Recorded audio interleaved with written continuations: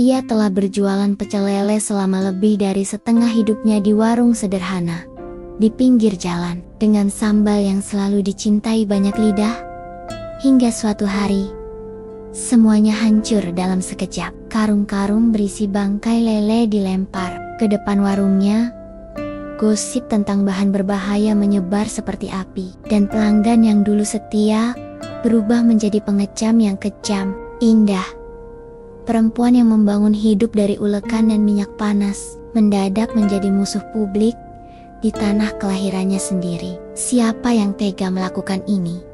Dan mengapa dendam begitu busuk bisa tertanam di dalam rasa yang selama ini ia suguhkan dengan cinta? Sebelum kita lanjut ceritanya, jangan lupa untuk subscribe, like, dan tulis amin di kolom komentar, agar kita semua selalu dalam lindungan Allah Subhanahu wa Ta'ala, diberikan kesehatan, serta dijauhkan dari segala mara bahaya. Tonton video ini sampai habis, karena ada pesan menyentuh yang sayang banget kalau dilewatkan, dan akhir cerita yang sangat tak terduga. Sekarang, yuk kita lanjut ceritanya. Angin sore berembus pelan, menggoyang terpal lusuh yang sudah mulai pudar warnanya. Di bawahnya, asap mengepul dari penggorengan besar berisi minyak panas yang terus berbuih. Aroma gurih ikan lele yang digoreng garing berpadu dengan sambal ulek pedas membubung tinggi ke udara menggoda siapapun yang lewat. Warung itu sederhana, hanya tenda pinggir jalan yang berdiri di atas tanah berkerikil. Tak ada papan nama besar, tak ada lampu hias mencolok, bahkan tak ada kursi mewah. Namun setiap hari, dari lepas zuhur hingga larut malam, warung itu tak pernah sepi. Orang berdatangan dari berbagai penjuru, mulai dari sopir truk yang melintas antar kabupaten, mahasiswa, pedagang keliling, hingga pegawai kantor berseragam rapi, semuanya pernah mencicipi kelezatan pecel lele di sana. Pemilik warung itu adalah Indah, seorang wanita berusia setengah baya, yang wajahnya masih teduh, meski kulitnya sudah mulai kendur, dan garis-garis halus mengitari matanya. Ia memakai daster lengan pendek bermotif bunga, celemek plastik, dan kerudung yang diikat sederhana. Keringat mengalir dari pelipisnya, namun tak pernah menghapus senyum lembut di wajahnya. Tangannya cekatan membolak-balikkan lele dalam minyak panas, sesekali memeriksa tingkat kematangan sambal dicobek batu besar. Bu, tambah satu lele sama sambalnya ya. Tapi yang super pedas, teriak seorang pelanggan dari bangku belakang. Siap, Mas Robi, pedasnya kayak mantan yang datang pas kita udah bahagia ya, jawab Indah disambut tawa riuh para pelanggan. Ia memang tak hanya menjual makanan, ia menjual kehangatan, ketulusan, dan kenangan. Setiap orang yang datang ke sana, bukan hanya karena lapar, mereka datang karena ingin merasa pulang. Di meja paling ujung, seorang gadis muda tampak sibuk mencatat pesanan. Namanya Nabila, anak sematawayang Indah yang kini duduk di bangku akhir SMA. Rambutnya dikuncir kuda, wajahnya manis dengan senyum yang meniru ibunya, tulus tanpa pura-pura. Mbak, minumnya teh anget 2 ya, tapi jangan terlalu manis. Soalnya udah manis yang duduk di depan saya, goda seorang lelaki muda. Nabila hanya tersenyum kaku. Baik, Mas, nanti biar lelenya aja yang manis ya. Indah melirik sekilas sambil tersenyum geli. Ia tahu warung kecil mereka sudah seperti panggung sandiwara, tapi tak semua tawa di situ berasal dari kebahagiaan. Saat malam mulai jatuh dan lampu jalan menyala redup, Indah duduk sejenak di bangku plastik yang sudah mulai retak di sisi. Ia mengusap peluh di dahinya, menatap arus kendaraan yang sesekali melintas. Di sebelahnya, Nabila membawa gelas berisi air putih hangat. Ibu capek, ya? Indah mengangguk pelan. Capek nak, tapi hati ibu tenang. Kenapa? Karena orang masih mau makan masakan ibu. Artinya, ibu belum gagal. Nabila tak berkata apa-apa. Ia tahu betul betapa keras ibunya bekerja setiap hari. Dari pagi membersihkan ikan di belakang rumah, meracik bumbu, membuat sambal dari cabai segar, hingga malam melayani puluhan pelanggan. Semua dilakukan dengan satu tujuan, agar hidup mereka bisa tetap berjalan. Meski tak pernah mudah, warung itu dulu dibuka Indah bersama almarhum suaminya, Fadli, seorang pemuda gagah yang meninggal karena kecelakaan kerja saat Nabila masih bayi. Sejak saat itu, Indah membesarkan anaknya sendiri, menolak pinangan lelaki lain, menolak sumbangan belas kasihan. Ia hanya percaya satu hal, dengan tangan sendiri dan rasa jujur, hidup akan menemukan jalannya. Malam itu, seperti biasa, pelanggan terakhir pergi sekitar pukul 9 malam. Indah mulai beres-beres, menyisihkan minyak goreng, menyimpan bumbu, mencuci piring, dan menutup wadah sambal yang selalu habis setiap hari. Saat hendak mematikan lampu warung, seorang pria berperawakan tinggi dan berjenggot rapi datang menghampiri. Ia memakai jaket coklat dan celana lapangan penuh bercak lumpur. Sepatunya kotor, seperti baru dari ladang atau kolam. "Masih buka, Bu?" tanyanya. Indah menoleh, sedikit kaget. "Untuk satu porsi lele, masih sempat, Mas. Tapi maaf, sambalnya tinggal sedikit." "Tidak apa-apa. Saya cuma penasaran saja." Katanya warung ini yang paling enak di kabupaten. Indah tersenyum. "Hehe, orang-orang suka melebihkan. Tapi, silakan duduk. Saya gorengkan yang terakhir." Pria itu memperhatikan dapur kecil Indah. Ia mengamati wajan, cobek, bahkan cara Indah membelah lele sebelum digoreng. Ia tak bicara banyak, hanya duduk sambil sesekali mengangguk pelan. Begitu makanannya datang, ia mencicipinya dengan perlahan. Mula-mula daging lelenya yang garing, lalu ia cocol ke sisa sambal yang tersisa di piring kecil. Ekspresinya berubah. "Dayam sianak." Matanya menyipit, lalu menatap Indah yang masih berdiri di dekat wajan. "Rasanya," gumamnya. Indah menunggu, seperti biasa, siap mendengar kritik atau pujian. Tapi, pria itu hanya meletakkan sendok, menyelesaikan makannya, lalu bangkit dari kursi. "Terima kasih. Saya paham sekarang kenapa orang terus datang. Maaf, Mas. Maksudnya paham kenapa?" Pria itu tak menjawab. Ia hanya melangkah pergi dengan pelan. Indah mengernyit. Perasaan aneh menyelimuti dadanya. Ada sesuatu dari pria itu yang membuat hatinya tak nyaman. Entah dari caranya menatap dapur, atau caranya menggigit lele seperti sedang mempelajari sesuatu.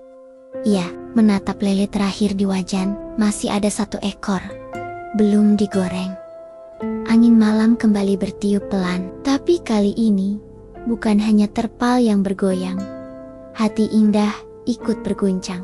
Langkah kaki itu membelah malam yang basah oleh embun. Hamzah menyusuri jalan berbatu yang membentang dari pinggir kota menuju desanya. Lampu jalan menyala temaram, tak banyak kendaraan melintas. Hanya suara jangkrik dan ranting yang patah oleh pijakan sepatunya menemani perjalanan. Di dalam kepalanya, rasa lele goreng dan sambal dari warung Indah masih menempel di lidahnya. Terlalu kuat untuk diabaikan, namun terlalu menyakitkan untuk diakui. Ia adalah lelaki yang hidup dari kolam. Sejak muda, Hamzah sudah mengelola peternakan lele warisan ayahnya. Puluhan kolam terpal berjejer di belakang rumahnya, dikelilingi pagar bambu dan pohon pisang. Di situlah ia bangun pagi, menebar pakan mengering lumpur, dan memanen ikan yang ia anggap sebagai masa depan. Tapi dunia berubah. Harga lele turun drastis beberapa bulan terakhir. Pasar dipenuhi penjual yang berani menjual murah. Permintaan tak seramai dulu. Bahkan ada yang menolak lele hasil kolamnya.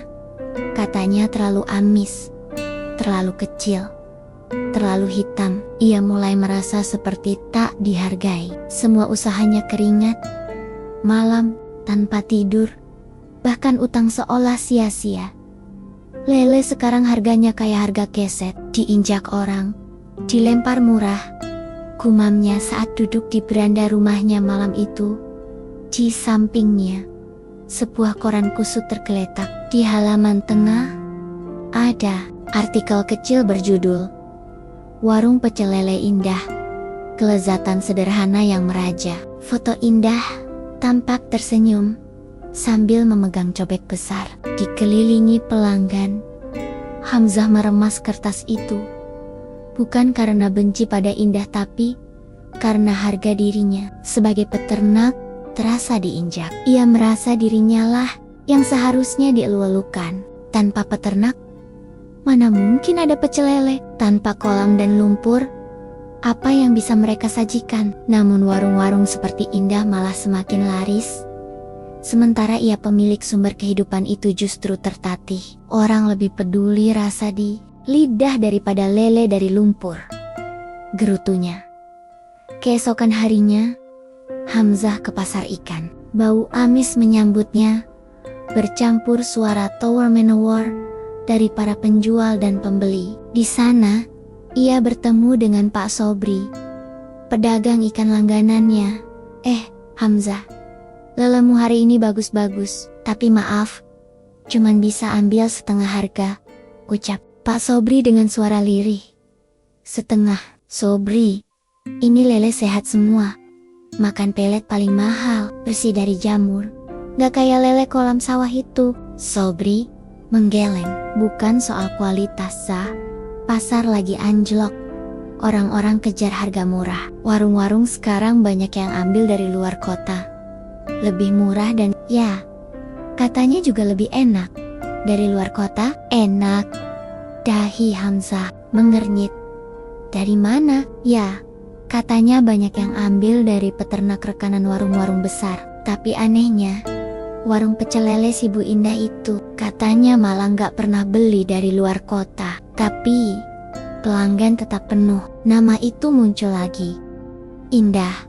Hamzah mulai berpikir, ada sesuatu yang membuat warung itu tetap ramai.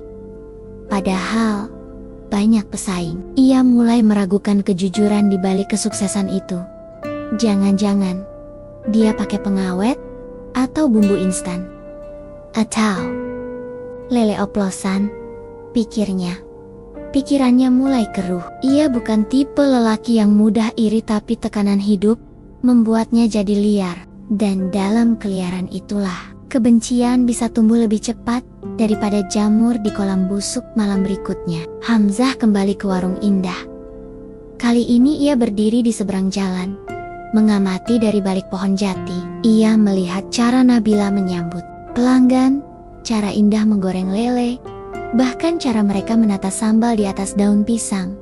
Ia mengamati semuanya, seperti seorang penyelidik. Tapi bukan untuk mencari inspirasi melainkan celah. Semua orang pasti punya titik lemahnya, bisik Hamzah dalam hati. Dan warung ini pasti punya satu. Kalau bisa aku temukan, aku bisa buat dia jatuh. Hamzah pulang malam itu bukan dengan perasaan lapar, tapi dengan rencana. Ia mulai menyusun daftar. Fitnah, bisa. Menyusup ke dapur, mungkin. Bikin warung jadi bau busuk, menarik. Mainkan suplai ikan di pasar, sangat mungkin. Ia tahu, dalam perang pasar, bukan yang paling jujur yang menang, tapi yang paling tega. Dan Hamzah di titik ini sudah cukup muak untuk menjadi tega. Sinar matahari menari lembut di sela-sela terpal lusuh yang menggantung di atas warung. Suara gorengan mulai bersenandung dari minyak panas. Indah sudah bersiap sejak subuh. Ia tidak pernah tahu siapa yang akan datang hari ini. Tapi ia tahu satu hal pasti, setiap orang yang lapar pantas disambut dengan cinta. Di balik dapur mungilnya, tangan Indah bergerak tanpa ragu. Daun jeruk diiris tipis, bawang putih diulek bersama cabai rawit merah menyala, dan lele disayat dengan penuh perhatian. Sebelum disiram air jeruk nipis, ia tidak sekadar memasak, ia berdoa di setiap gerakan. Mungkin itulah rahasia dari rasa yang selama ini membuat pelanggan datang kembali. Sementara itu, di Tempot Lane, seorang pria berniat mencicipi lebih dari sekadar rasa. Hamzah kembali ke warung itu. Tapi kali ini bukan sebagai pengamat. Ia menumar, topi ditarik rendah. Masker kain menutupi separuh wajahnya. Ia sengaja datang saat jam ramai, mencampur dirinya di antara pelanggan setia. Ia memesan 1 porsi lele dengan sambal ekstra. Nabila menyambutnya seperti biasa, ramah dan santun. "Silakan duduk, Mas. Mohon tunggu sebentar ya." Hamzah menatap gadis itu. Tatapan polos dan senyum tulus itu menjengkelkan. Baginya, itu semua adalah topeng kesombongan yang tak sadar diri. Ia duduk di bangku belakang, mengamati semua gerakan di dapur terbuka. Aneh, pikirnya. Tidak ada yang istimewa dari caranya memasak. Semua orang bisa ulek sambal. Lele digoreng ya, begitu-begitu aja. Tapi kenapa orang gila-gilon sama rasa di sini? Beberapa menit kemudian, pesanannya datang. Sepiring nasi, hangat, lele goreng berwarna keemasan, dengan kulit renyah, dan sambal merah menyala di sisi. Tak lupa, lalapan segar dan segelas es teh manis. Hamzah mencicipi perlahan. Gigitan pertama membuat lidahnya terdiam. Daging lelenya empuk, kulitnya garing, dan sambalnya seperti memukul kenangan masa kecil. Seolah ada rasa rumah di situ. Seolah ada tangan ibu yang menyeka peluh dari keningnya setelah main lumpur. Ia mengunyah lebih lambat. "Bangsat," gumamnya pelan. "Ini enak banget." Ia membenci kenyataan itu. Ia benci karena harus mengakui rasa itu. Benci karena warung ini bisa mengalahkan seluruh rasa di dunia yang pernah ia buat dari kolam kalomnya sendiri. Setelah selesai makan, Hamzah duduk lebih lama. Ia tidak segera pergi. Ia mencatat diam-diam cara Indah mengulek sambal, rasio bawang merah dan putih, jenis minyak goreng, bahkan bentuk pisau dapur yang digunakan. Ia bahkan sempat memperhatikan tempat penyimpanan lele, sebuah ember besar biru dengan es batu dan air segar. Mereka tidak pelihara sendiri. Berarti mereka beli dari pasar. Kalau begitu, jalurnya bisa kuputus. Mata Hamzah menyipit, raut wajahnya mengeras. Saat hari berganti senja, Hamzah menyelinap ke area belakang pasar ikan. Ia menemui beberapa tengkulak, menyebutkan nama Indah, dan mulai menyebar serita-serita miring. "Jangan ambil lele dari situ lagi," ucapnya pada salah satu penyuplai. "Warung itu katanya suka ngoplos lele. Mati kalau sampai ketahuan, semua bisa disalahkan." Beberapa pedagang mulai ragu, sebagian percaya, sebagian takut. Nama Indah yang bersih mulai dibayangi kecurigaan. Tak berhenti di situ. Malam harinya, Hamzah menyuruh salah satu temannya untuk menyebar kabar palsu di media sosial lokal, grup Facebook, warga dan WhatsApp. Ibu, komplek. Judul postingannya mencolok. "Awas, lele di warung pinggir jalan ini pakai bahan kimia. Kok bisa seenak itu?" Isinya penuh dugaan tanpa bukti, tapi cukup untuk membuat orang resah. Foto warung Indah disisipkan diam-diam, tanpa menyebut nama langsung. Tapi siapapun warga lokal tahu, itu adalah warung pecel lele satu-satunya yang buka sampai larut malam di daerah itu. Keesokan harinya, warung itu tak seramai biasanya. Indah merasakan keanehan itu, seperti angin dingin yang masuk dari celah pintu. Biasanya, antrean sudah mengular sejak pukul 11 siang. Tapi hari itu, hingga lewat zuhur, hanya 3 orang datang. 2 diantaranya pelanggan tetap. Nabila mulai gelisah. "Bu, kenapa ya? Apa ada yang salah sama masakan kita?" Indah hanya menggeleng, walau dalam hatinya gelombang cemas sudah membuncah. Malam harinya, Nabila membuka ponsel dan menemukan postingan mencurigakan itu. Ia memperlihatkannya pada Indah. Wajah Indah memucat. Bukan karena takut tapi karena kecewa. Ia tahu, dunia ini tidak adil. Tapi tak pernah terbayangkan akan ada yang setega itu hanya untuk menjatuhkan seorang ibu penjual lele sederhana. Ia duduk di bangku dapur, menatap kompor yang masih menyala. "Siapa yang tega, Nak?" bisiknya pelan. Nabila memeluknya dari belakang. "Kita buktikan kalau kita nggak salah, Bu. Kita bersih, orang baik, pasti menang." Indah mengangguk pelan, tapi mata yang dulu selalu kuat kini mulai berkaca-kaca. Di luar warung, dari keyohan, seseorang memperhatikan mereka dengan pandangan kosong. Hamzah berdiri di balik pohon jati, wajahnya tanpa ekspresi, tapi di dadanya ada dua rasa yang berperang, puas dan sesak. "Kenapa aku masih ingat rasanya?" gumamnya lirih. "Kenapa rasa itu malah makin kuat di lidahku sekarang?" Ia menutup jaketnya ropet-ropet, lalu berjalan pergi meninggalkan suara batin yang belum bisa ia padamkan. Malam itu, suara jangkrik terasa lebih nyaring dari biasanya. Jalanan yang biasanya ramai oleh obrolan pelanggan warung Indah, kini terasa hampa. Lampu kuning yang tergantung di tiang bambu memancarkan cahaya temaram, menggantung layu di atas. Bangku-bangku kosong. Indah duduk sendiri di kursi dekat dapur. Kedua tangannya memegang cobek batu yang masih setengah berisi sambal. Namun sejak tadi tak ada satupun pesanan masuk. Ia menatap panci minyak goreng yang masih penuh dan wajan yang sudah dingin di seberangnya. Nabila berdiri menatap jalan.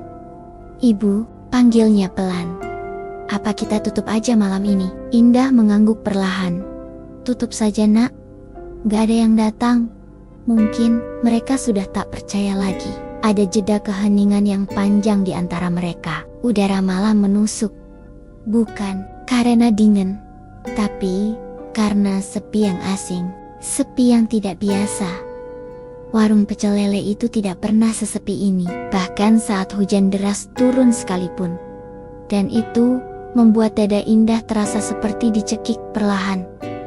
Keesokan harinya, Nabila bangun lebih pagi. Ia memutuskan untuk menyelidiki penyebab dari semua ini.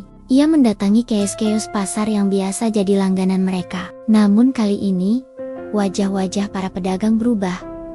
Pak Rusdi, penjual bawang langganan mereka, menghindari tatapan Nabila. "Maaf Mbak, saya nggak bisa jual banyak dulu. Takut aja, soalnya banyak yang omongin warung ibu." "Omongin gimana Pak?" Nabila mendesak. Matanya tajam menahan amarah. Pak Rusdi gelagapan. "Ya, katanya masakan ibu itu pakai bumbu penyedap berlebihan. Bahkan bahan kimia. Saya nggak percaya. Tapi orang-orang jadi takut." Nabila mengepalkan tangannya. "Bapak tahu sendiri, ibu saya selalu pakai bumbu alami." Pak Rusdi mengangguk. "Ragu. Saya tahu. Tapi gosip itu kayak angin, Nak. Sulit dibendung." Nabila pulang dengan dada panas. Ia menghampiri Indah yang sedang membersihkan meja-meja warung. "Ibu, mereka semua dengar gosip aneh. Tentang sambal kita, tentang bumbu kita. Katanya pakai bahan aneh." Indah terdiam. Ia memandangi anaknya dengan mata yang lelah. "Kita tidak bisa menghentikan mulut orang, Nak. Tapi kita bisa jaga tangan kita sendiri tetap bersih." Nabila menangis diam-diam. Ia tahu ibunya kuat, terlalu kuat bahkan, tapi hatinya terluka melihat wanita paling ia cintai dihancurkan oleh fitnah yang bahkan tak punya wajah. Di sudut lain kota, Hamzah duduk di sebuah warung kopi. Di hadapannya duduk seorang lelaki kurus dengan jaket lusuh dan rokok di jari. "Udah menyebar?" tanya Hamzah. "Sudah Bang. Grup Facebook, grup WhatsApp RT, semua udah tahu." Orang mulai meragukan dia. Katanya ada yang lihat lelenya nggak? Segar. Ada juga yang bilang sambalnya bikin perut mules. Hamzah tersenyum tipis. Tapi ada sesuatu di matanya, tatapan kosong, bukan tatapan kemenangan. Ia membayar lelaki itu dan menyuruhnya pergi. Setelah sendirian, Hamzah menyesap kopinya. Perlahan, tapi kopi itu terasa pahit. Bahkan setelah ditambah 3 sendok gula, ada rasa asing yang mengganggu. Bukan dari kopi, bukan dari udara, tapi dari dalam dirinya sendiri. Kenapa rasanya malah hambar? Bisiknya pelan. Beberapa hari berlalu, warung Indah tetap buka. Meski pelanggan makin sedikit, bahkan pedagang pasar mulai enggan menjual bahan ke Indah. Lele makin sulit didapat, harga minyak naik, dan gosip semakin liar. Hingga pada suatu malam, bau busuk menyengat, menyusup ke area warung. Indah terkejut saat membuka tong penyimpanan lele di dapur belakang. Bau amis busuk menyengat keras. Di dalamnya, lele-lele beku yang baru dibeli sudah dalam kondisi membusuk dan menghitam. Air di dalam ember sudah keruh dan berlendir. Nabila datang tergesa. "Bu, ini kenapa? Baru semalam kita beli." Indah menyeka air mata yang nyaris jatuh. "Ayai, tahu. Ini bukan kebetulan. Seseorang telah menyabotase bahan bakunya. Namun ia tidak punya bukti, tidak tahu siapa, tidak tahu dari mana mulai bertindak. Yang ia tahu, malam itu ia harus membuang semua lele dan itu berarti membakar uang hasil keringat." Nabila memeluk ibunya. "Bu, kita lapor polisi aja." Indah hanya menggeleng. "Belum ada bukti. Kalau kita salah langkah, mereka makin menyerang. Kita harus sabar, Nak. Biarkan Tuhan yang balas." Nabila terdiam, namun air matanya jatuh deras. Malam itu, untuk pertama kalinya sejak berdiri, warung pecel lele Indah benar-benar tutup tanpa satu porsi pun terjual. Dan di kejauhan, seseorang tersenyum dalam bayangan, tapi senyum itu tidak bertahan lama. Karena dalam hatinya, ia tahu rasa itu tidak bisa dibunuh hanya dengan fitnah. Rasa itu lebih kuat dari yang kukira. Pagi itu, dapur Indah tak beraroma seperti biasanya. Tak ada suara ulek sambal, tak ada wajan panas, tak ada canda tawa dari Nabila. Hanya suara keran menetes perlahan di sudut bak cuci piring. Seperti menangis pelan, tanpa diketahui siapapun. Indah duduk di bangku kecil. Tangan kirinya menopang dagu. Ia menatap kosong ke arah meja penggorengan yang kini bersih, tak terpakai. Di pangkuannya, sehelai kain lap yang sudah lusuh. Ia menggenggamnya erat, terlalu erat, seolah takut semuanya hilang jika ia melepaskannya. Sudah 3 hari, warung pecel lele itu hampir tak beroperasi. Pelanggan datang, menoleh, lalu pergi. Sebagian hanya lewat tanpa menyapa. Sisanya datang hanya untuk bertanya dengan nada menyelidik. "Bu, katanya sambalnya pakai bahan pengawet ya? Bu, lelenya bukan dari kolam biasa kan?" "Bu, anak saya sakit perut setelah makan di sini. Beneran loh." Indah hanya diam, menjawab seadanya, menahan perih di tenggorokan setiap kali nama baiknya dipatahkan oleh kalimat tanpa dasar. Di kamar belakang, Nabila duduk di depan laptop. Ia mencari artikel tentang penurunan penjualan makanan akibat gosip daring. Ia membaca ratusan komentar, mencoba mencari titik terang, siapa yang memulai, dari mana asalnya. Tapi semua samar, nama-nama palsu, akun tak jelas, tak ada jejak. Namun yang paling menyakitkan adalah komentar-komentar dari orang yang pernah mereka layani. Dulu langganan di sini, tapi sekarang kok rasanya beda ya, kayak ada yang disembunyi. Saya percaya, orang bilang warung itu pakai lele, enggak segar. Soalnya pernah nyium bau aneh pas makan di sana. Padahal mereka tahu, itu tidak pernah terjadi. Tidak satu kali pun Indah menyajikan lele basi atau sambal tak segar. Tidak pernah. Sore harinya, warung tetap buka. Hanya satu lampu dinyalakan. Kursi-kursi tak lagi disusun rapi. Daun-daun pisang pembungkus lele masih teronggok belum dipotong. Indah duduk di bangku depan, mencoba tetap berdiri meski lututnya seperti kehilangan tulang. Seseorang datang. Seiren, wanita tua, Pelanggannya sejak dulu duduk pelan. Bu Indah, masih jualan? Indah mengangguk lemah. Masih Bu Marni, tapi tinggal sambalnya aja. Lele belum datang. Bu Marni tersenyum. Saya nggak datang buat makan Bu. Saya datang buat bilang, saya percaya sama panjenengan. Indah tak bisa berkata apa-apa. Matanya mulai basah. Pelanggan seperti Bu Marni yang setia, yang percaya, yang tak terpengaruh omongan orang hanya satu dari sedikit yang tersisa. Nabila berdiri di dekat pintu. Ia melihat ibunya menangis pelan di hadapan Bu Marni. Air mata itu bukan air mata kelamaian, tapi air mata orang yang terlalu lama menahan semuanya sendirian. Di sisi lain desa, Hamzah berdiri di tepi kolamnya. Ia menatap ikon ikan lele yang berenang pelan di air keruh. Angin sore meniupkan bau lumpur, pakan basi, dan tanah lembab. Namun di dalam kepalanya, suara-suara itu tak bisa diam. Saya percaya sama panjenengan.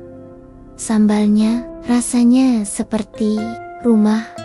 Hamzah mencubit pelipisnya. Ia mencoba mengusir suara-suara itu, tapi rasa itu, rasa sambal Indah yang dulu sempat ia cicipi masih ada, masih melekat, masih hidup di lidahnya, dan rasa itu membuat semua lele di kolamnya terasa hambar. Ia mencoba membuat sambal sendiri. Ia meniru bumbu-bumbu Indah, mengulek sendiri, bahkan mencampur jenis-jenis cabai baru. Tapi tak ada yang berhasil. Rasanya tak pernah sama. Ia mulai bertanya pada dirinya sendiri, apa sebenarnya yang membuat sambal itu begitu kuat? Apakah karena resep? Atau karena tangan? Atau karena hati? Malam itu, Indah dan Nabila makan hanya dengan nasi dan tahu goreng. Tak ada lele, tak ada sambal. Nabila mencolek nasi ke mulutnya, lalu berkata, Bu, apa kita berhenti aja? Penda, mulai lagi dari awal. Indah menatap anaknya, pandangannya kosong. Tapi kemudian, ia menggeleng pelan. Kalau kita berhenti, kita biarkan mereka menang. Kita ajarkan ke orang bahwa fitnah itu bisa menghancurkan apapun. Tapi, kalau kita tetap bertahan, kita ajarkan bahwa orang jujur, meski diinjak, tetap berdiri. Nabila tak menjawab. Ia menangis lagi, pelan, tapi kali ini bukan karena sedih, tapi karena ia bangga. Malam itu, sambal di dapur memang tidak dibuat, tapi keesokan harinya, Indah kembali menyalakan tungku. Ia tahu, rasa mungkin tidak bisa menyelamatkannya dari serangan dunia. Tapi rasa yang jujur tak akan pernah kehilangan pedasnya. Subscribe dulu yuk, sebelum lanjut ceritanya. Karena setelah ini, kita akan masuk bab yang mulai menegangkan dan memasuki akhir cerita yang sangat tidak terduga. Siapkan kopi, cemilanmu, dan atur posisimu senyaman mungkin. Sekarang, yuk kita lanjutkan lagi ceritanya. Fajar belum sepenuhnya membuka langit saat Indah berdiri di depan pintu warung. Ia menggenggam ember kecil berisi sisa beras yang akan ia buang ke kolam belakang rumah, seperti kebiasaannya setiap pagi. Langkahnya pelan, tapi hatinya teguh. Hari ini, ia ingin mencoba memulai lagi, walau sedikit. Namun sebelum sempat menginjakan kaki ke dapur, suara Nabila memanggil dengan nada panik dari luar. Bu, cepat kesini. Indah bergegas. Di halaman depan warung, 2 karung besar tergeletak dengan mulut yang terbuka. Bau menyengat langsung menusuk hidungnya. Ia mendekat dan terkejut luar biasa. Tumpukan lele mati. Bukan 1, bukan 2, tapi puluhan. Tubuh-tubuh ikan itu membiru. Beberapa membusuk. Sisanya mengapung dalam genangan air busuk dan lendir tebal. Di atasnya, secari kertas ditempel dengan selotip robek. Kalau lele bisa bicara, mereka pasti minta, jangan dimasak di sini. Nabila mematung, mulutnya terbuka. Tapi tak ada suara yang keluar. Indah berdiri, menatap tumpukan bangkai lele itu dengan perasaan hancur. Tak ada teriakan, tak ada isak, hanya diam yang menyesakkan dada. Orang-orang mulai berdatangan. Beberapa tetangga mengintip dari balik pagar. Seseorang bahkan sempat mengambil foto. "Bu, ini siapa yang buang?" tanya Pak Adim, tetangga sebelah. Indah hanya menggeleng. Ia tidak tahu, ia tidak ingin menebak, tapi di dalam hatinya, ia tahu seseorang ingin menghancurkannya sepenuhnya. Hari itu, untuk pertama kalinya sejak puluhan tahun berdiri, warung Indah ditutup total. Tanda buka digantung terbalik. Meja-meja ditumpuk, terpal digulung. Dapur dibiarkan kosong. Indah masuk ke kamar. Ia mengambil sajadah. Tak ada tangis, hanya sujud yang lama, sangat lama, hingga air matanya membasahi karpet yang sudah usang. Nabila duduk di luar kamar, memeluk lutut. Ia tak berani mengganggu ibunya.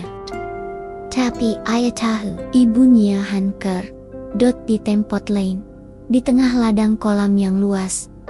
Hamzah sedang duduk di atas dipan bambu. Di sebelahnya berdiri Darmo, seorang pria berperawakan kasar, tangan penuh luka-luka, bekas sabetan semak. "Udah beres, Zah. Semalam gue buang semua lele busuk ke depan warung itu, biar orang tahu siapa sih penjual bangkai sebenarnya." Hamzah mengangguk pelan, tapi wajahnya tidak menunjukkan kepuasan, tidak juga kemenangan, hanya kosong. "Lo yakin gak bakal ketahuan?" tanyanya pelan. "Tenang aja, gue bungkus rapi, gak ada yang lihat. Pagi-pagi udah kabur, aman." Hamzah mengangguk lagi, tapi di dalam dirinya ada sesuatu yang bergolak. Ia mencoba meneguk air dari botol, tapi tenggorokannya kering. Lidahnya pahit, bahkan udara terasa sempit. Kenapa nggak enak sih?" gumamnya. Ia mencoba melupakan semuanya, menutup matanya. Tapi setiap kali kelopak itu tertutup, ia melihat wajah Indah. Wajah yang dulu menyambutnya hangat, sambil berkata, "Silakan duduk, Mas. Lele terakhir ini saya gorengkan." Senyuman itu menghantui seperti dosa yang belum terhapus. Sementara itu, Nabila menatap layar ponsel. Grup media sosial warga ramai membahas insiden lele busuk. Banyak yang percaya bahwa itu sabotase, tapi banyak juga yang mengejek, menghina, bahkan menyarankan agar warung Indah ditutup permanen. "Udah kotor dari awal itu mah, pantes aja murah dan rame." Ternyata ngoplos. Komentar-komentar itu seperti jarum yang menancap satu-satu di dada Nabila. Tapi matanya terpaku pada satu komentar yang mencurigakan. "Kalau saya bilang, lele itu dari kolam belakang Pak Hamzah, warna lumpurnya mirip." Komentar itu dihapus 5 menit kemudian. Nabila sempat memotretnya. Hatinya bergetar. Ia mulai menyusun potongan-potongan aneh. Semua kejadian buruk berawal sejak lelaki asing datang ke warung. Pasar tak lagi menjual lele untuk mereka. Suplai dari pasar tiba-tiba busuk. Gosip bermula dari grup media yang tak dikenal. Dan kini, bangkai lele muncul entah dari mana. Ia tahu, semua ini bukan kebetulan. Dan nama Hamzah mulai menggema di pikirannya seperti sirena bahaya. Malam itu, Indah duduk di ranjang. Di pangkuannya, sebuah bingkai foto lama. Ia membelai foto itu pelan. Dalam foto itu, ada dirinya, muda, tersenyum. Di samping seorang lelaki berjenggot tipis, dengan mata tajam yang sangat dikenalnya. Nafasnya tercekat. Itu Hamzah. Foto itu diambil saat ia masih 20 tahunan. Waktu dimana hidup masih penuh harapan. Waktu dimana ia masih mempercayai cinta, sebelum segalanya hancur karena satu pengkhianatan. Indah memeluk foto itu erat. Air matanya pecah. Bukan karena warungnya yang rusak, bukan karena orang-orang menjauh, Tapi karena orang yang menghancurkannya hari ini adalah orang yang pernah ia cintai. Langit sore menggantung kelabu. Angin berhembus pelan, tapi hawa yang menyusup ke tubuh Indah justru membakar dingin seperti bara dalam abu di pangkuannya. Bingkai foto itu masih erat dalam genggaman. Wajah muda Hamzah dalam foto itu menyeringai lebar, dengan tangan merangkul bahunya saat itu. Senyum yang dulu terasa hangat, kini berubah jadi bayang-bayang pembunuh diam-diam. Indah menatap dalam. Waktu itu, Hamzah adalah teman masa mudanya, bukan sekadar teman.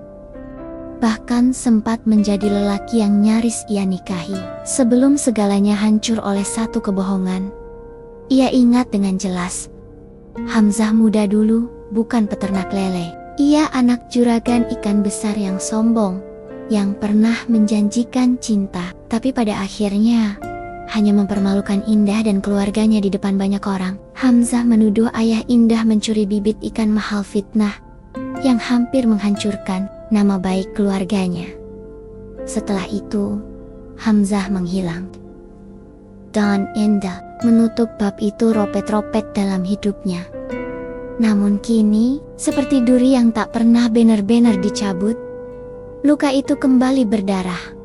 Nabila menatap ibunya dengan bingung. "Bu, ibu kenal dia, Hamzah itu?" Indah mengangguk pelan.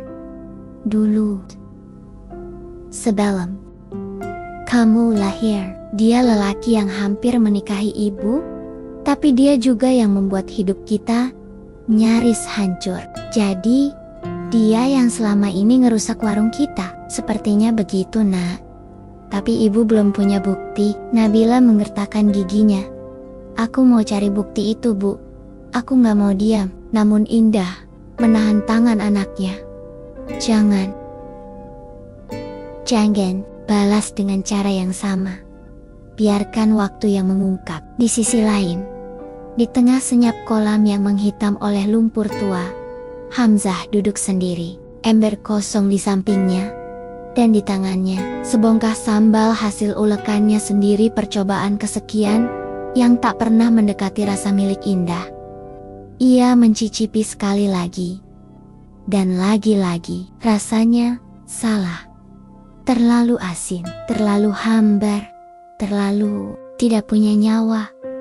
Ia membanting cobek itu ke tanah, pecah berhamburan.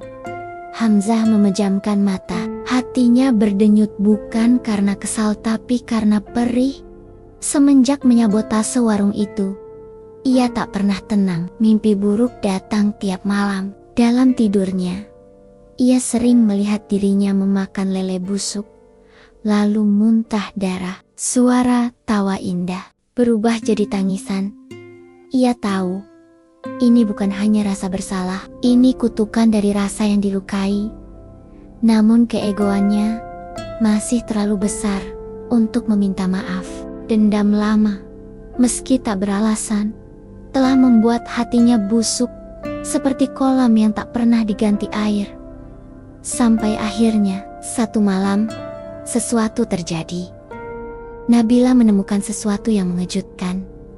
Di akun sosial media anonim yang biasa digunakan untuk menyebarkan gosip, ia berhasil menelusuri tautan lokasi IP sementara dari unggahan terakhir yang sempat disalin sebelum dihapus. Lokasinya, kolam lele milik Hamzah. Tak butuh waktu lama, Nabila datang ke sana malam-malam. Diam-diam, ia mengendap di balik pagar bambu, merekam video saat salah satu karyawan Hamzah sedang membakar karung lele busuk, karung yang sama persis seperti yang pernah ditemukan di depan warung mereka. Nabila merekam semuanya, termasuk saat Darmo, Kaki, Tangan, Hamzah tertangkap kamera sedang membuang kantong plastik berisi stiker-stiker provokatif bertuliskan "Lele oplosan." Nabila segera pulang. Wajahnya pucat, napasnya cepat, tapi ia tahu ini saatnya. Pagi harinya, Nabila mengirimkan video itu ke beberapa akun media lokal. Ia juga menulis status panjang tentang siapa ibunya, apa yang terjadi, dan siapa pelaku. Di balik kehancuran warung pecel lele Indah, postingan itu viral dalam waktu singkat. Komentar demi komentar membanjiri. Ya Allah, saya ikut nyebar gosipnya. Maaf Bu Indah, saya langganan beliau sejak anak saya masih balita. Saya malu pernah ragu. Hamzah penghancur usaha lokal. Kita boikot kolam lele Hamzah. Berita menyebar. Wartawan lokal mulai berdatangan. Bahkan, Dinas Ketahanan Pangan turun tangan. Mereka menyelidiki pasokan pasar, jalur suplai, dan menemukan bahwa Hamzah memang memonopoli sebagian jalur distribusi lele murah. Duri yang ia tanam, kini berbalik menancap di kakinya sendiri. Sore harinya, saat Indah sedang duduk di depan rumah, seseorang datang. Hamzah, tubuhnya gemetar, bajunya lusuh, wajahnya penuh luka dan penyesalan. Indah menatapnya diam. Tak ada rasa benci. Tak ada marah. Tapi juga tak ada simpati. Hamzah menunduk. Saya datang bukan untuk dibela. Bukan juga untuk dimaafkan. Saya cuma mau bilang, sambal itu terlalu jujur, dan saya terlalu kotor untuk menirunya. Indah tetap diam. Hamzah melanjutkan, suara lirihnya bergetar. Dulu saya salahin kamu. Saya benci kamu, karena saya nggak bisa lupa rasa itu. Rasa yang nggak pernah bisa saya buat. Bukan karena resepnya, tapi karena hatimu. Indah menghela napas panjang. Dulu kamu menuduh ayah saya mencuri, padahal kamulah yang takut usaha keluargamu kalah bersaing. Hamzah menangis, air matanya jatuh ke tanah. Indah bangkit, berjalan mendekat, lalu berkata, kamu gak menghancurkan warung saya, kamu menghancurkan dirimu sendiri. Hari itu, langit tak sepenuhnya cerah, tapi ada sinar tipis yang menembus awan cukup hangat. Untuk menghidupkan harapan, warung pecel lele Indah kembali dibuka. Dan untuk pertama kalinya setelah sekian lama, antrian kembali mengular. Pagi itu, aroma daun jeruk kembali memenuhi udara. Suara cobek bertemu ulekan batu kembali bergema dari dapur kecil di pinggir jalan. Minyak kembali mendesis. Dan di pangkuk-pangkuk kayu yang dulu kosong, pelanggan kembali datang satu persatu. Namun, Indah tidak merasa sedang menang. Ia hanya merasa kembali menjadi dirinya sendiri. Bukan karena warungnya ramai, bukan karena berita viral sudah membela namanya, tapi karena ia tak lagi harus memikul tuduhan yang bukan miliknya. Nama baiknya kembali. Meski harga yang harus dibayar adalah luka yang tak ringan. Di meja paling depan, duduk Pak Lurah bersama istrinya. Ia mencicipi sepiring lele goreng dengan sambal khas yang dulu sempat ia ragukan. Rasanya masih seperti dulu, malah lebih terasa, ucapnya.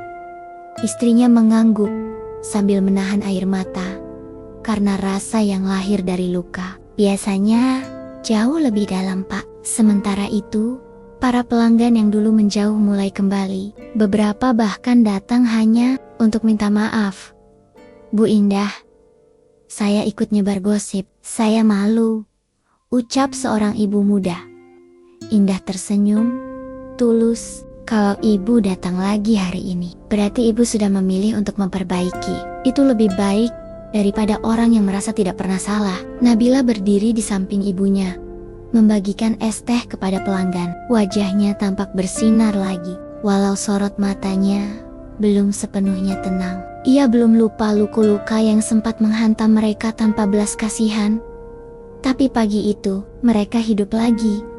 Di sisi lain desa, Hamzah berjalan sendiri menuju kolamnya. Tapi kali ini, bukan dengan dada membusung seperti dulu. Ia menggenggam sehelai kertas surat dari pemerintah desa. Izin usahanya dicabut sementara untuk penyelidikan lanjutan. Beberapa tengkulak memutus kerjasama. Para pelanggan memboikot produk lele dari kolamnya. Kolam itu kini sepi. Tak ada suara air, bahkan lele-lele di dalamnya seperti diam, seolah ikut menanggung dosa tuannya. Hamzah duduk di tepi kolam. Ia menatap lumpur yang tenang. Di sana, ia melihat dirinya sendiri. Wajah yang dulu merasa tinggi, kini tenggelam dalam rasa bersalah. Untuk pertama kalinya dalam hidupnya, Hamzah mengakui satu hal penting. Ia tidak pernah kalah oleh Indah. Ia dikalahkan oleh keangkuhannya sendiri. Hari mulai gelap di warung. Indah menutup tenda pelan. Tangannya sudah lelah, tapi hatinya ringan. Hari ini, pelanggan kembali datang. Banyak yang meminta maaf. Banyak yang makan dengan senyum yang tulus. Namun, ada satu pelanggan yang datang terakhir. Seorang pria kurus topi hitam, mengenakan jaket lusuh. Hamzah, Nabila berdiri. Ingin maju, tapi Indah menahan tangannya. Biar ibu saja. Hamzah berdiri di depan warung, diam, matanya merah. Ia tidak membawa apa-apa, hanya sebuah amplop lusuh. Ini surat pengakuan, tanda tangan saya. Saya kirim juga ke kantor kelurahan dan media, supaya semua orang tahu semua yang mereka duga selama ini salah. Indah tidak menjawab. Hamzah menunduk lebih dalam. Saya juga kirim uang ganti rugi. Walau saya tahu gak sebanding. Indah menatapnya dalam-dalam. Kamu tahu Zat, saya bisa saja membencimu seumur hidup saya. Tapi apa gunanya? Kamu sudah dihukum oleh sesuatu yang jauh lebih keras dari hukum manusia rasa bersalah. Hamzah terisak. Kenapa kamu gak balas? Indah menatap langit. Karena saya tahu dendam cuma membuat kita jadi serupa dengan yang kita benci. Ia menoleh ke Hamzah, lalu berkata lirih, tapi saya memaafkanmu bukan karena kamu pantas dimaafkan, tapi karena saya butuh damai. Hamzah menunduk. Lututnya gemetar. Untuk pertama kalinya, ia menangis seperti anak kecil. Hari-hari berlalu. Warung Indah tak hanya kembali hidup jadi simbol. Orang-orang datang bukan hanya untuk makan, tapi untuk belajar tentang kejujuran, tentang keteguhan, tentang bagaimana rasa bisa menjadi bahasa cinta paling jujur. Bahkan sebuah stasiun televisi datang untuk meliput. Wartawan muda bertanya kepada Indah di depan kamera, "Bu, menurut ibu, kenapa sambal ibu bisa terkenal se-Indonesia?" Indah tersenyum pelan. Karena saya gak pernah masak buat lidah orang. Saya masak buat hati mereka. Don Siak Hari itu. Setiap sendok sambal yang tersaji di warung pecel lele Indah membawa lebih dari sekadar rasa pedas. Ia membawa kisah tentang luka, dendam, dan pengampunan. Mentari pagi menyusup perlahan dari balik dedaunan jati. Embun di daun pisang masih menggantung tenang. Udara terasa bersih, seperti hati yang baru saja diseka dari debu masa lalu. Warung pecel lele milik Indah kembali hidup sepenuhnya. Meja-meja kini diberi taplak baru berwarna hijau daun muda. Beberapa pelanggan membawa anak-anak mereka, mengenalkan tempat ini seperti mengenalkan sebuah cerita warisan. "Dulu nak, warung ini hampir tutup karena fitnah," ucap seorang ayah kepada anaknya. Sementara itu, Indah tetap di dapur. Tangan tuanya mengulek sambal dengan tenang. Wajahnya penuh ketenangan. Seperti seorang pelaut yang sudah melewati badai paling kelam dan kini menikmati angin tenang di laut yang damai. Di kursi panjang, Nabila duduk sambil mencatat pesanan pelanggan. Ia terlihat lebih dewasa. Serat matanya lebih tajam. Bukan karena marah, tapi karena keyakinan. Ia tahu sekarang bahwa keberanian tak selalu berarti melawan dengan suara. Kadang cukup dengan bertahan. Pelanggan datang silih berganti. Beberapa dari mereka bukan orang biasa. Seorang jurnalis datang membawa kamera. Mahasiswa datang untuk riset kuliner. Bahkan blogger makanan dari kota besar datang mencicipi, mengunggah ke kanal YouTube mereka. menyebutnya, ini bukan sekadar pecel lele. Ini warung yang menyajikan kemanusiaan. Dan di antara itu semua, hadir pula para pelanggan lama yang dulu sempat menjauh. Mereka datang tidak hanya dengan uang, tapi dengan pengakuan dan penyesalan. Bu, saya dulu percaya kabar Gak Banner. Maaf ya, saya malu.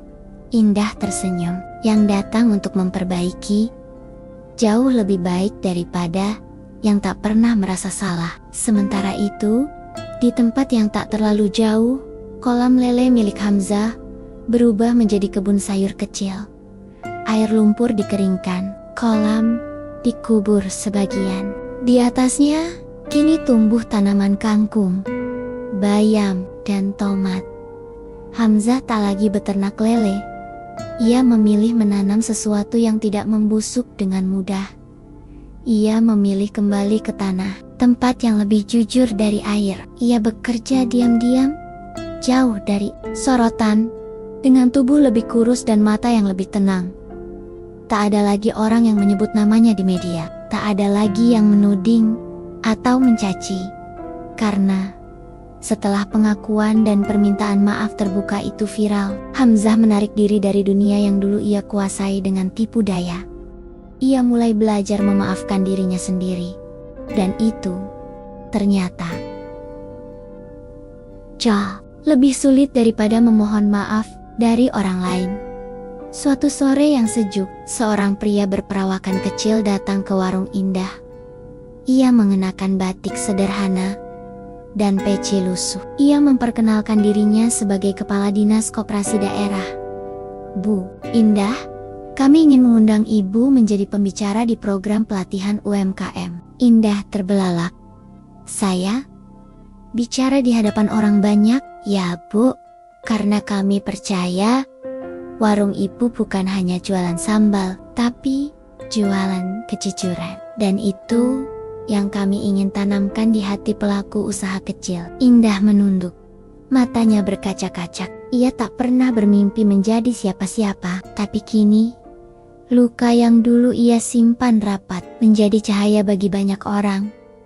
Malam itu, di rumah sederhana di belakang warung, Indah duduk di kursi kayu tua. Di depannya, Nabila membacakan pesan-pesan dari internet. Beberapa anak muda membuat fanpage untuk warung mereka. Banyak yang ingin datang dari luar kota.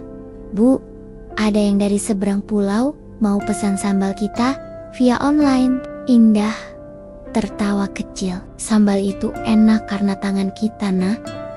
Tapi kalau dikirim, entah rasanya berubah atau tidak. Tapi rasa perjuangan gak pernah berubah, Bu, jawab Nabila sambil tersenyum. Indah menatap langit malam dari jendela. Bintang bertabur, bulan menggantung tenang. Ia menarik napas panjang. Dulu ibu pikir hidup cuma soal cari untung. Tapi sekarang ibu tahu hidup ini soal menjaga apa yang kita tanam. Kalau kita tanam kejujuran, nanti yang tumbuh juga akan jujur, meski butuh waktu. Dan begitulah dapur kecil di warung pecel lele itu tetap menyala. Bukan sekadar untuk menggoreng ikan, tapi untuk menyampaikan rasa yang tak bisa dibohongi. Untuk menghidupkan harapan, untuk menyambung keberanian, untuk menunjukkan bahwa dalam dunia yang penuh tipu muslihat, masih ada orang-orang yang memilih berdiri walau harus sendiri dulu. Dan di dalam setiap ulekan sambal, ada air mata, ada doa, ada kisah yang membuat rasa itu tidak pernah mati. Tahun telah berganti, bulan-bulan berlalu, seperti aliran sungai yang pelan tapi pasti membawa kehidupan baru. Musim demi musim datang silih berganti, namun satu hal tetap sama. Asap dari dapur kecil milik Indah masih mengepul setiap pagi.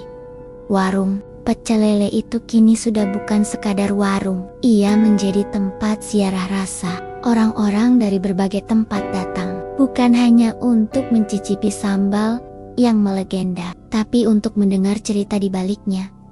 Sebuah papan kecil dipasang di dinding bambu dekat dapur. Di sana tertulis, "Sambal ini pernah dicaci, pernah difitnah, pernah diabaikan. Tapi ia tidak pernah kehilangan rasa. Karena dibuat dengan tangan yang percaya bahwa kebenaran meski dipendam tanah, busuk tetap akan tumbuh jadi pohon." Indah menulisnya sendiri dengan tinta biasa, tapi dengan hati yang luar biasa. Nabila kini mulai memegang kendali sebagian warung. Ia menerima pesanan online, mengatur promosi, hingga mengundang pegiat usaha kecil lain untuk belajar bersama. Namun, setiap kali seseorang bertanya resep sambal yang paling rahasia, Nabila hanya tersenyum. "Rahasia kami bukan di cabai, bukan di garam, tapi di luka yang kami bawa dengan tabah dan cinta yang tak pernah kami larang hadir." Orang-orang tertawa, berpikir ia bersajak. Tapi di balik senyum itu, ada kenyataan yang terlalu pahit untuk dibumbui. Dan Hamzah, ia tak pernah benar-benar kembali ke pusat kota. Tapi sekali waktu, ia datang. Diam-diam, berdiri di seberang warung. Ia tak masuk, hanya berdiri, menatap lampu temaram, menghirup aroma sambal yang kini jadi legenda. Ia tak membawa dendam lagi. Ia hanya membawa penyesalan yang berubah menjadi perbaikan diri. Kini, di ladangnya yang kecil, ia sering menyambut anak-anak muda untuk belajar bertani. Ia tidak bicara soal sukses, ia bicara soal bagaimana manusia bisa berubah kalau berani mengakui salah. Dan bagi Hamzah, pengampunan Indah adalah titik tolaknya kembali menjadi manusia. Malam itu, langit begitu jernih. Indah duduk di beranda rumahnya, ditemani secangkir teh jahe. Di pangkuannya, ada album foto warung dari masa foto-foto usang. Beberapa sudah pudar, tapi semuanya menyimpan cerita. Tiba-tiba, Nabila duduk di sampingnya, membawa sebuah kertas hasil cetak dari email. "Bu, kita diundang jadi narasumber podcast besar dari ibu kota. Temanya, keteguhan perempuan di tengah fitnah." Indah tertawa pelan. "Ibu ini siapa sih? Kok diundang?" Nabila memandang ibunya dengan mata penuh bangga. "Ibu adalah orang yang memilih sabar saat dunia menggila. Itu lebih hebat dari orang terkenal manapun." Mereka tertawa bersama, lalu diam, membiarkan malam berbicara dengan caranya sendiri. Sebelum tidur, Indah menuliskan sesuatu di buku kecilnya. Buku itu tak pernah ia tunjukkan pada siapapun. Isinya bukan laporan keuangan, bukan juga resep rahasia, tapi catatan hati. Seperti ini.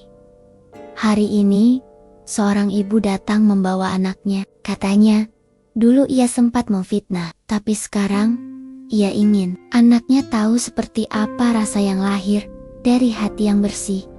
Aku tak berkata apa-apa, tapi di dalam hati, aku tahu aku telah memaafkan.